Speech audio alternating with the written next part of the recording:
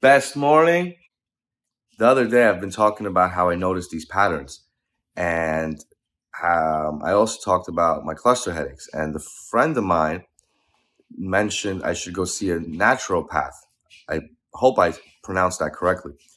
And today, while I was reading my dream book, he talked about a situation where one of his clients saw a naturopath and got help from them. And I said, wow, that's interesting. You see, I wouldn't even the word would not have popped up in my mind otherwise. But since I just heard it, the reticular activating system caught it, and I said, oh, pattern. So day 3 of this 29-day challenge, David Nurse talks about something called mental dictatorship. And again, it's the universe presents itself and connects you to certain things when you're ready to receive them.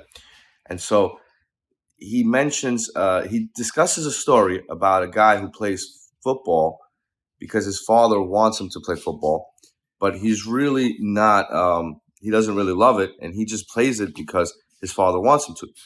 And so he never finds joy in it, but he does it just to make his dad happy and appease him and get through life. And then he eventually retires from football, and now he's truly happy because he's done with that part of his life.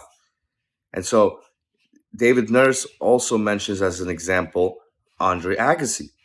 So what's interesting is recently I was on vacation and I picked up a book to read, and it was Andre Agassi's memoir, Open. His father was really hard on him, and I never really knew that about Andre Agassi, and it was really interesting to learn. And here I am reading a book a few months later, and he talks about Andre Agassi and uses this as day 3 as that whole entire premise for day 3 is that Andre Agassi and this other guy, David Nurse doesn't give the guy's name to respect his privacy, but it's the same idea that how do people go through things that they don't necessarily like doing, but they do it for whatever reason, to make their parents happy, to get through life, to make a certain amount of money. You're not always going to like the things that you have to do. And so that's the premise, is the mental dictatorship is what he calls it, is that's the mindset that you have to get yourself into to be able to complete these tasks that you otherwise wouldn't find enjoyable. But how do you get through them? How do you do them? Is you put yourself in this mental dictatorship. And so he times himself and realizes that it takes only 17 seconds. That's his theory, David Nurse's 17 seconds to do something that you wouldn't necessarily want to do. So his ritual includes taking a cold shower, making his bed, and doing a breathing exercise. And he says that none of them are really that enjoyable, but they all take 17 seconds. So along that theory, he realized he can other tasks that he doesn't want to do. It's the same thing for cleaning, writing, working out. The first 15, 16 seconds, it sucks. But once you hit 17 seconds, you get into it. And you go from surviving to thriving, is what he calls it. Me, I call it embracing it. It's like doing the dishes. I don't like doing the dishes. After a little while, you get into it. And if you embrace the task, you really start to enjoy it, and it's not a chore anymore. It's just something that you kind of enjoy doing because you find joy in doing it. And so I call it embracing the task. So I embrace doing laundry. I embrace cleaning the bathroom. I embrace cleaning the dishes. I embrace doing the stuff that usually, naturally I wouldn't want to do. But you just learn to enjoy these tasks. So his blueprint action plan for day 3 is on these stopwatches on the page.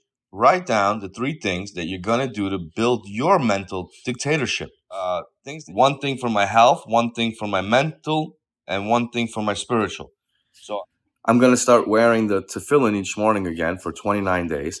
It doesn't take that long to do, but it's an additional chore or task or thing that you have to do in the morning. And I'm going to start doing it because when I do it, it intentionally makes me pray about things that I want to achieve, be thankful for things that I have, and think about and pray for the people that I love and care about. So I'm going to start doing that again each morning. I kind of broke that habit. The next thing I'm going to do is I'm going to continue reading this book, and I'm going to do my 29-day challenge. This is day 3, and I'm going to keep doing it for 29 days. And each day I'm going to make a video like I'm doing now. I'm going to edit it. I'm going to add the subtitles. I'm going to take out the stuff that, that I don't think belongs in there. And I'm going to try to make a nice video for you guys and post it. So that's the second thing. And for my health, I'm going to try to exercise. As a contractor, I'm in pretty decent shape because I lift heavy stuff all day. I'm moving stuff around. I work physically, but I still need to do my cardio, and I still need to, work on specific muscle groups. And so therefore, I'm not just going to rely on my work to keep me physically active and in good health. I need to start exercising. And so at the very minimum, I'm going to do at least 20 sit-ups at home. And that shouldn't take more than 17 seconds. and what I really like to do is go to the gym. So I'll try to do that a few days a week. And Gone.